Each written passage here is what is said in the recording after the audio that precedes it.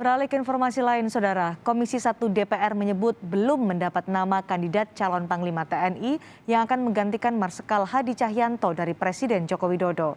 Komisi 1 DPR memprediksi nama calon Panglima TNI bisa diserahkan Presiden Joko Widodo sebelum 7 Oktober. Komisi 1 DPR menyebut masih ada waktu bagi Presiden Jokowi menyerahkan nama kandidat calon Panglima TNI sebelum masa reses DPR yakni 7 Oktober dilakukan.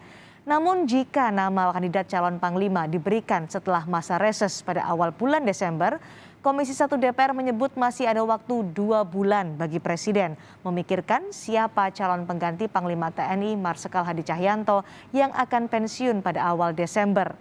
Komisi 1 DPR menilai jika 3 kepala matra TNI, yakni Angkatan Laut, Darat, dan Udara, punya peluang yang sama untuk menjadi Panglima TNI.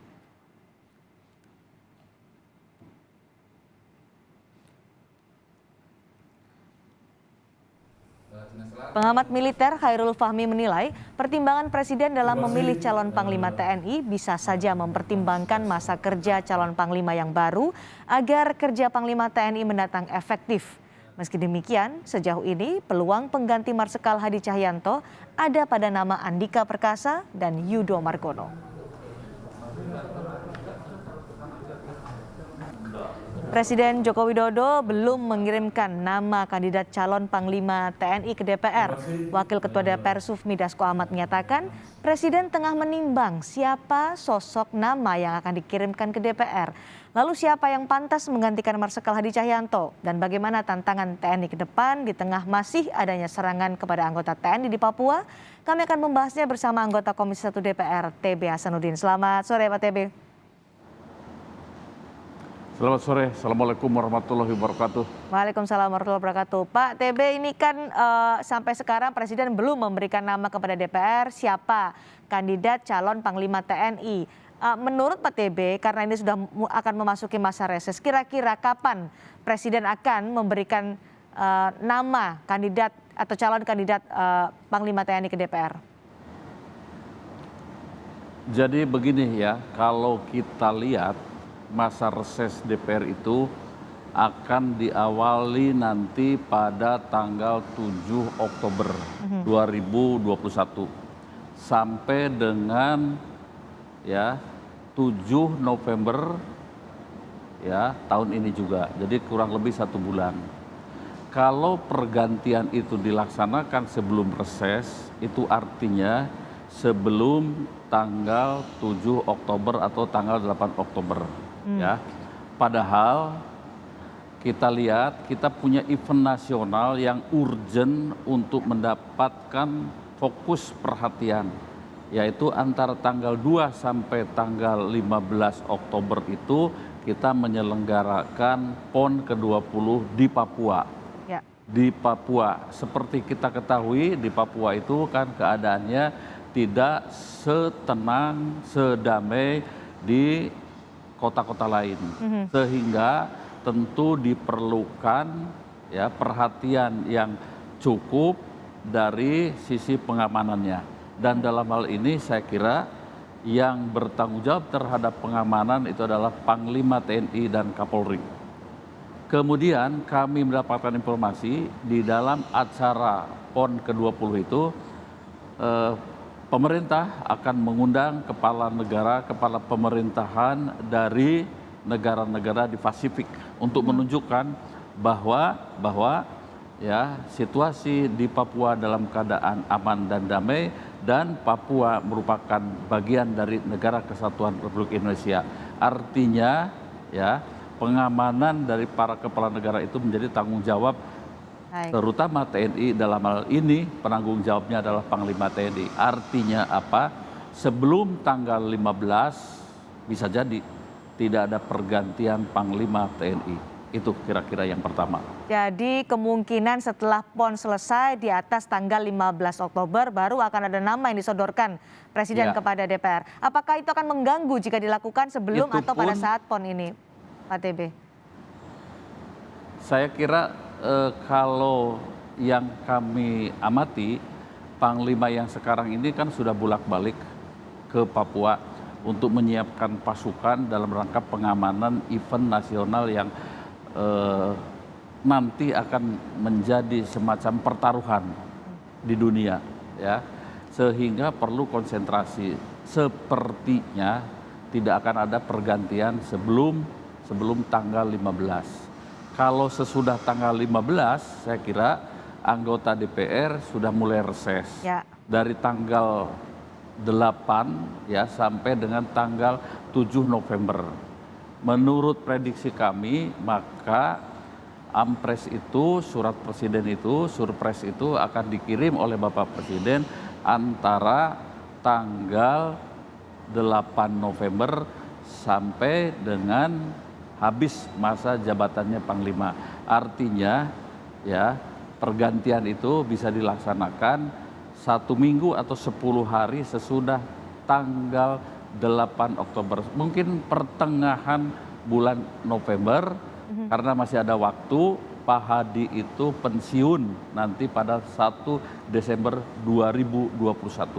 Berarti masih ada waktu ya, meskipun nanti akan dilakukan oleh Presiden atau menyodorkan namanya setelah gelaran Pekan Olahraga Nasional ya di Papua, Pak TB. Tidak ada masalah artinya? Iya, betul. Oke, baik. Tidak ada masalah, karena itu menurut aturan itu kan ada waktu 20 hari di DPR. Ya, 20 hari kalau kita hitung dari tanggal 7 sampai 27 hari. Masih ada sisa waktu 3 hari sampai dengan tanggal 30 dan 4 hari sampai dengan Pak Hadi pensiun. Pak TB, menurut Anda siapa calon terkuat yang akan menggantikan Marsikal Hadi Cahyanto sebagai Panglima TNI berikutnya? Ya, saya ingin menyampaikan dulu apa sih sebetulnya syarat-syarat untuk menjadi Panglima TNI. Ada 3 syarat ya. Yang pertama adalah perwira aktif. Yang kedua, di samping aktif juga adalah pernah menjadi kepala staf. Ya. Baik kepala staf angkatan darat, laut maupun udara. Dan yang terakhir itu adalah mereka yang juga perwira aktif sedang menjabat kepala staf darat, laut, udara. Ya, mari kita hitung satu persatu. Kalau Pak Hadi itu dari korpsnya angkatan udara, ya, misalnya dari udara ke udara lagi, maka kemungkinan Pak Fajar ya yang dipilih ya. Tetapi mungkin akan menjadi masa habis dari AU lagi, walaupun tidak menyalahi aturan perundang-undangan ya. Boleh saja dari darat ke darat, dari laut ke laut, dari udara ke udara. Tapi ya jarang terjadi. Nah, itu yang pertama. Sehingga kemungkinan yang kedua itu bisa jadi Kasat dan Kasal. Ya. Nah, kemudian kita lihat masa pensiun. Pak Andika itu pensiun pada 1 Januari tahun depan, 2022. Oke. Sementara Pak Yudo itu adalah pada Desember atau 1 Desember 2023. Jadi masa dinasnya Pak Andika 1 tahun, kemudian Pak Yudo itu 2 tahun. Ya. Ini ya tergantung kepada kebijakan dan keputusan politik ya Bapak Presiden nanti ya. Kalau kami melihatnya keduanya tidak ada masalah dan keduanya punya kesempatan yang sama itu. Tapi kalau dari efektivitas dilihat dari masa jabatan, sisa masa jabatan sampai ke pensiun, menurut Pak TB siapa yang paling berpeluang? Keduanya berpeluang karena kan antara waktu 1 tahun dengan 2 tahun itu hampir sama lah ya. Menurut hemat saya, kecuali misalnya 4-5 tahun atau seperti Kapolri ya masa dinasnya sampai dengan 2027 kan ya. Jadi meskipun Andika Perkasa tadi disebutkan Pak TB pensiun 1 Januari 2022 ya. Pak TB tadi menyatakan? Iya. 1 Januari 2022 ya. Kan. Jadi Pak Andika pensiun 1 Januari 2022. Maaf ya, sekarang ini kan 2021. Ya. Ya, gitu. Kemudian nanti 1 Januari 1 Januari 23, mohon maaf. 2023, ya, artinya 1 tahun dan juga 2 tahun menurut Pak TB itu tidak masalah ya. Iya. Oke. Tidak ada masalah ya.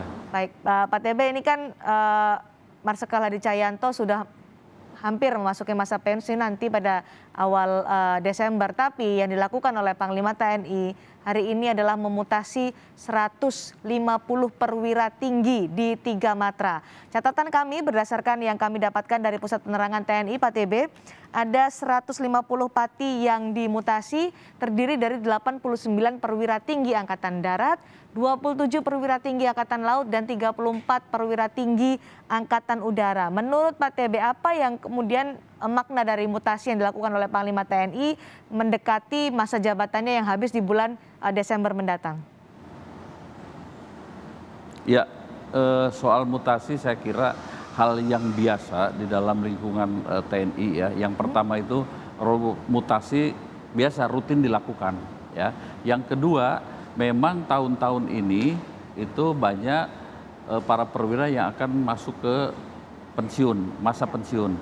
Kemudian juga dengan ada restrukturasi organisasi ya, maka ada divisi-divisi, kodam-kodam, kemudian sampai dengan komando operasi gabungan yang kosong dan sebagainya.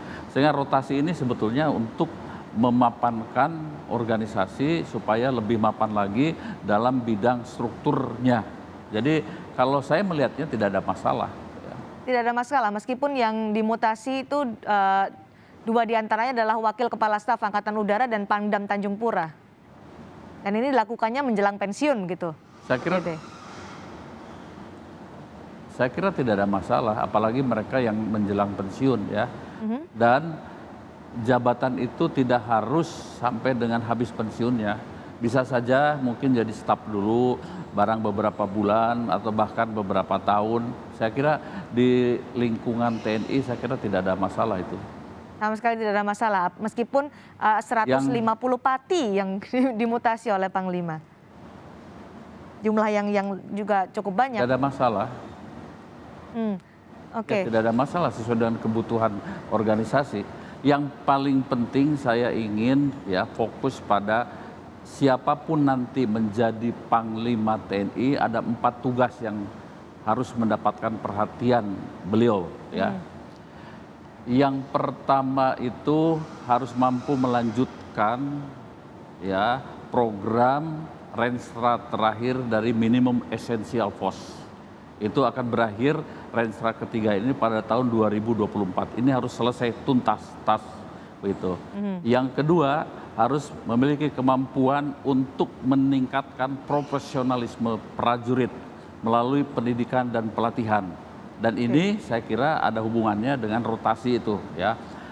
Untuk apa? Supaya benar-benar prajurit TNI itu adalah prajurit profesional dan tidak bermain politik lagi.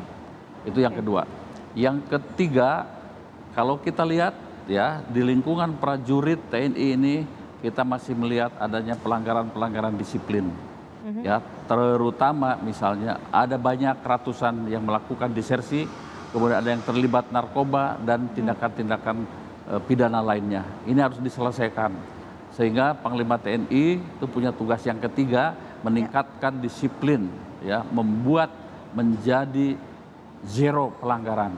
Nah, itu yang ketiga. Dan yang terakhir tentu harus mampu memberikan kesejahteraan yang lebih baik lagi ya. Terutama yang pertama itu adalah gizi untuk prajurit. Karena prajurit sekarang dituntut untuk berlatih setidaknya butuh asupan kalori satu hari itu mungkin sekitar 4.800 sampai dengan 6.000 kalori. Nah ini untuk para prajurit terutama yang berlatih di latihan-latihan pertempuran dan lain sebagainya. Itu yang pertama ya. Sehingga kita berharap, kami di Komisi 1 berharap uang lauk pauk itu dinaikkanlah.